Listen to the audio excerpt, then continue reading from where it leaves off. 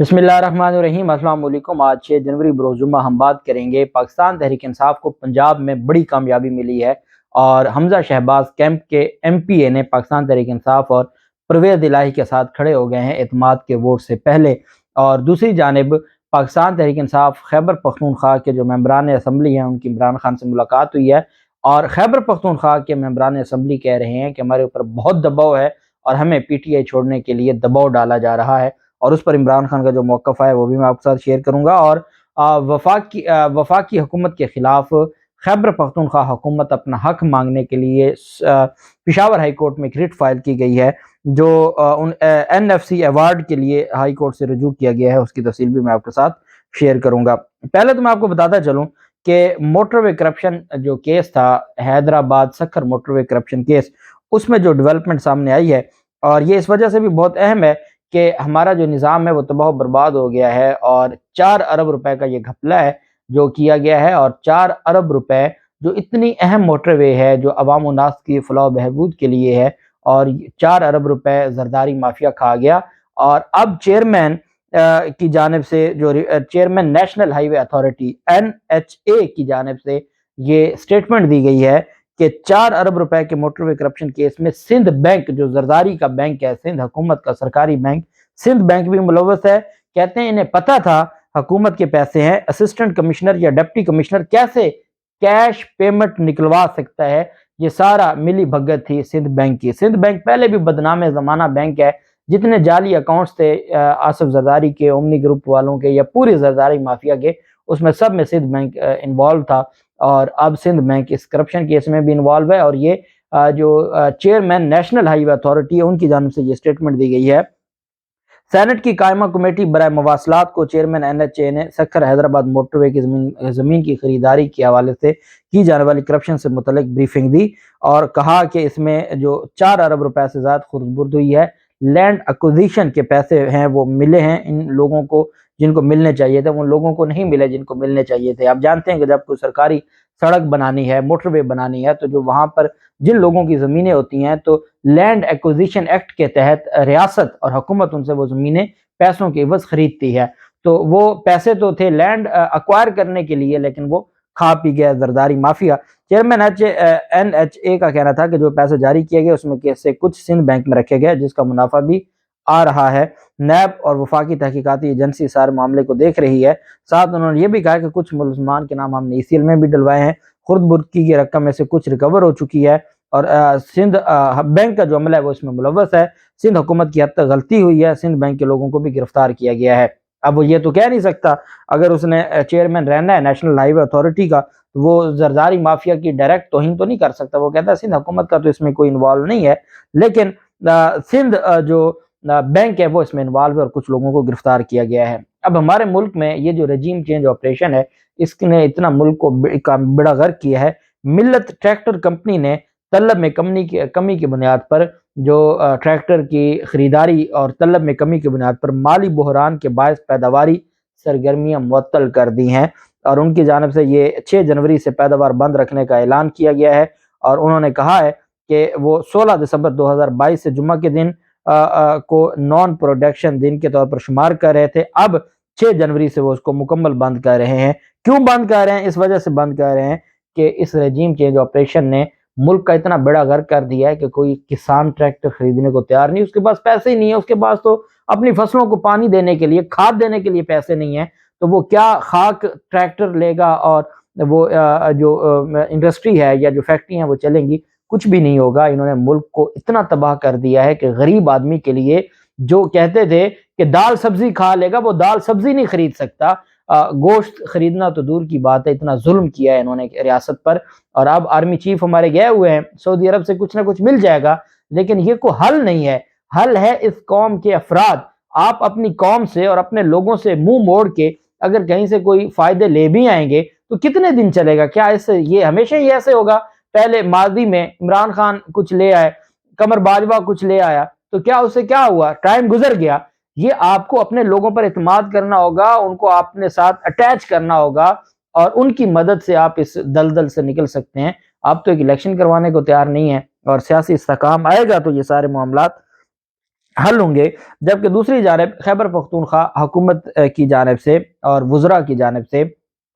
وفاقی حکومت کے خلاف پشاور ہائی کورٹ سے این ایف سی ایوارڈ کے لیے پشاور ہائی کورٹ سے رجوع کیا گیا ہے، اور یہ بہت اہم درخواست ہے چونکہ وفاق مختلف جو اضلاع ہیں جو ضم کیے گئے تھے فاٹا کے، ان کو حصہ دینے میں انکاری ہے۔ عدالت میں دی گئی درخواست میں ضم اضلاع کے حکومتی ارکان اسمبلی نے استدعا کی ہے کہ این ایف سی ایوارڈ میں 3% حصہ ہے، ہمیں ہمارا حق دیا جائے۔ درخواست میں وفاقی حکومت کو پارٹی بنایا گیا ہے، این ایف سی کابینہ division council of common interest اور فینانس ڈویژن کو فریق بنایا گیا ہے۔ علی گوہر دورانی یہ وکیل ہیں، ان کی جانب سے یہ درخواست دائر کی گئی ہے۔ اس میں کہا گیا ہے کہ این ایف سی کا دوبارہ سے ایوارڈ ہونا چاہیے۔ بعد ازاں جو ضم اضلاع کے حکومتی ارکان اسمبلی نے میڈیا سے گفتگو کی اور انہوں نے کہا کہ ہمارا آئینی حق ہے جو ریاست ہمیں نہیں دے رہی، اور جو ریاست کو چاہیے تھا یا حکومت کو چاہیے تھا کہ ہمیں ہمارا حق دیا جائے تاکہ عوام کی جو فلاح و بہبود ہے اس پر یہ لگایا جا سکے۔ اور وفاقی حکومت چونکہ اس ضد میں کہ پہلے یہ فاٹا کو جو ضم کیا گیا تھا تو اس میں تو یہ بڑے بڑے اپنا لیتے تھے، اور آپ جانتے ہیں کہ جو مسلم لیگ نون کی حکومت جا رہی تھی اور آخری دن تھے اور اس وقت یہ فاٹا کو ضم کیا گیا تھا اور آئینی ترمیم کی گئی تھی، تب تو یہ سارے کریڈٹ لیتے تھے۔ اب فاٹا کے لوگوں کو جب ان کے رائٹس دینے کی بات آئی ہے تو وفاقی حکومت صرف اس وجہ سے کہ چونکہ خیبر پختونخوا کی حکومت پی ٹی آئی کی ہے، اس وجہ سے ان کو اب موت پڑ رہی ہے، اور یہ درخواست دائر کی گئی ہے اور یہ بہت اہم درخواست ہے۔ جبکہ دوسری جانب پارٹی چھوڑنے کے لیے دباؤ ڈالا جا رہا ہے، یہ خیبر پختونخوا کے ایم پی ایس کا انکشاف ہے عمران خان کے سامنے۔ کل وزیر اعلیٰ خیبر پختونخوا کی بھی ملاقات ہوئی تھی عمران خان کے ساتھ، بڑی اہم ملاقات تھی، اور اس میں جو پارٹی اسمبلی تحلیل کرنے کے حوالے سے بھی چیزوں کو ڈسکس کیا گیا۔ وہاں پر کچھ ایم پی ایس بھی تھے۔ ایم پی ایس نے عمران خان سے یہ کہا کہ اس وقت خیبر پختونخوا میں ہمارے اوپر بہت زیادہ دباؤ ہے۔ کیسے دباؤ ہے؟ یہ وہی لوگ ہیں جو بلوچستان میں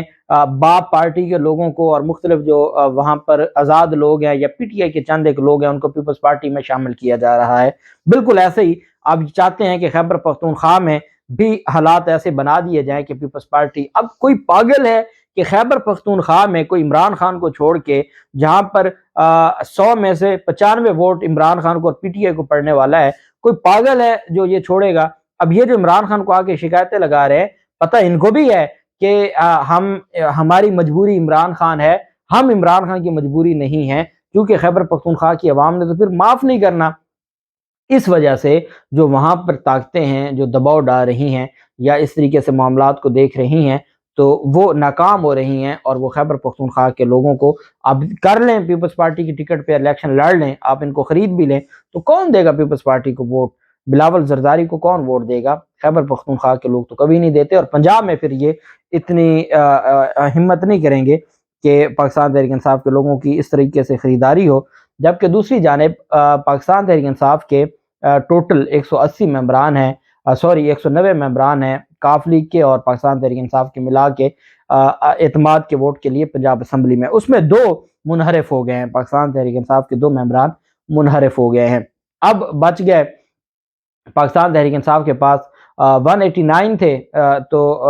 187 بچ گئے۔ اب 187 میں سے پاکستان تحریک انصاف کو ایک اور کامیابی ملی ہے، اور وہ ہے آزاد ایم پی ہے بلال وڑائچ۔ بلال وڑائچ پہلے